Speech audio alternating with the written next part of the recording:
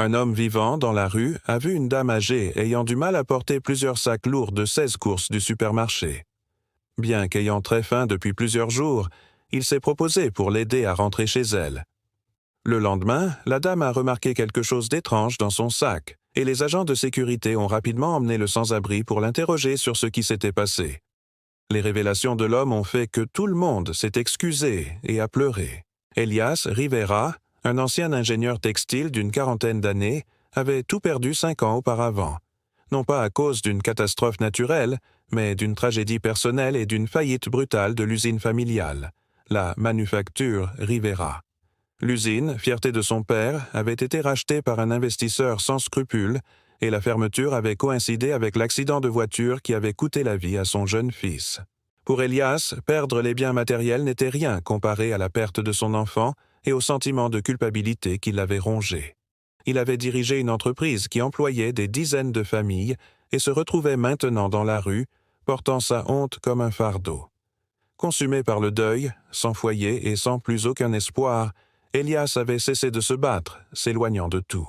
Avec le temps, il avait perdu son apparence soignée, son visage et sa barbe racontant désormais une autre histoire, celle d'un sans-abri. Un matin froid dans le quartier chic de Lyon, Elias errait, cherchant une façon d'apaiser sa faim lancinante depuis 2 jours.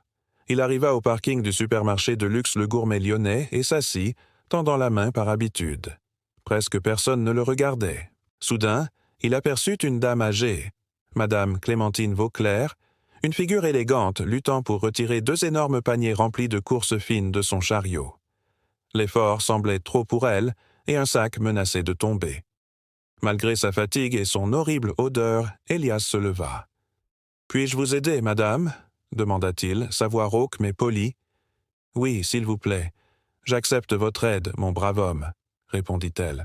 En réalisant l'énorme poids, Elias se proposa de l'accompagner jusqu'à chez elle, demandant timidement si elle n'avait pas peur de lui. Clémentine fut surprise. Elle expliqua qu'elle ne pouvait pas le payer, ayant dépensé tout son argent. « Ce n'est pas la peine, madame. Aider est ma seule monnaie en ce moment, » dit Elias. « Vous me rappelez ma mère et je ne ferai pas payer ma mère pour l'aider. » Il poussa le lourd chariot à travers les rues pendant 20 minutes, jusqu'à un majestueux immeuble haussmannien. Elias refusa la dernière tentative de Clémentine de lui donner de l'argent. Il s'éloigna rapidement, souhaitant seulement retrouver l'anonymat. La gentillesse et la dignité d'Elias émut profondément Clémentine. En rangeant ses provisions, elle ne pouvait pas oublier l'expression triste de cet homme. Puis, en fouillant dans un sac de provisions, quelque chose tomba. Une Chiu écharpe en soie, fine, d'un vert émeraude singulier. Elle était certaine de ne jamais l'avoir achetée. Confuse, Clémentine se souvint d'une légère bousculade et crut à un vol raté. Elle appela son fils, Adrien Vauclair, le propriétaire du supermarché. Tous deux décidèrent de retrouver le sans-abri, craignant un danger potentiel ou voulant élucider le mystère de l'écharpe. Le lendemain, Adrien utilisa les caméras de surveillance pour identifier Elias et envoya 2 agents de sécurité le localiser. Après des heures de recherche, ils trouvèrent Elias près de la gare et l'amenèrent de force au supermarché.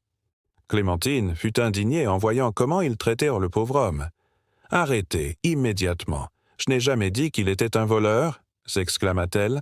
Elias, terrifié et en larmes, implorait qu'on le laisse partir. « Je n'ai rien volé, j'ai juste aidé une dame. » Clémentine s'approcha le cœur lourd. Elle lui tendit l'écharpe. « Je suis sincèrement désolé, j'ai trouvé ceci. Était-ce à vous ?» Elias, trop bouleversé, répondit « L'écharpe n'est pas la mienne. J'avais tellement faim, madame. Mais j'ai refusé votre argent. Je voulais juste me sentir utile. » Clémentine, les larmes aux yeux, réalisa son erreur. Elle déroula l'écharpe et aperçut une minuscule broderie. Manufacture Rivera, 1980. Mon Dieu, cette technique, ce tissage. Elias, d'où vient cette écharpe?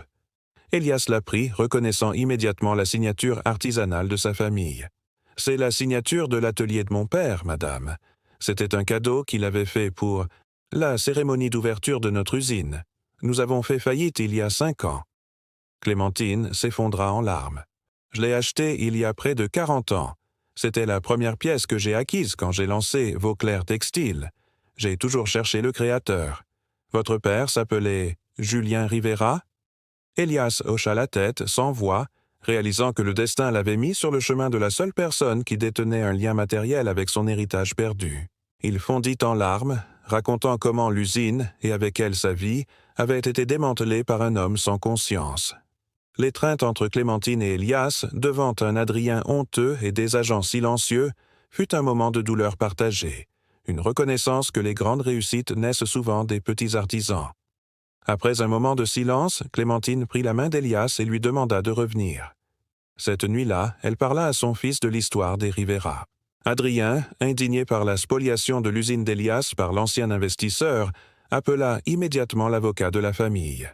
Le lendemain, l'avocat, Me Bélanger, rencontra Elias et lui fit la révélation tant attendue. « Monsieur Rivera, l'investisseur qui a racheté votre usine, Monsieur Dufresne, a été poursuivi pour fraude. Des actifs gelés sont dus aux anciens employés. Vous avez droit à une indemnisation substantielle en tant que directeur spolié. » Elias, abasourdi, apprit que la bonté qu'il avait montrée avait été récompensée par une justice inattendue. La somme était suffisante pour recommencer sa vie. Mais les surprises ne s'arrêtèrent pas là. Adrien fit une offre inattendue. « Nous avons besoin d'un nouveau directeur de la création pour une ligne artisanale chez Vauclair Textile. Quelqu'un qui comprend la beauté et l'âme de notre métier. Voulez-vous ce poste, Elias ?» Elias ne put que hocher la tête, les larmes aux yeux. En essuyant ses larmes, il retrouva son sens de l'humour perdu. « Avec tout le respect que je vous dois, monsieur, votre usine a besoin de nombreuses rénovations et je suis sûr que je peux aider avec cela. » Avant de partir, Elias demanda à Clémentine son nom. « Helena. Je m'appelle Helena Vauclair, » répondit-elle, touchant l'épaule d'Elias. À partir de ce jour, l'homme qui était autrefois sans abri commença à récolter les fruits de sa bonté. Il avait retrouvé sa dignité, son héritage et un nouveau foyer. Elias ne blâma plus jamais la vie. Bien qu'il ne comprenne pas le dessein de tout, il savait qu'une nouvelle espérance était née de la simple gentillesse et d'une écharpe oubliée. Mai.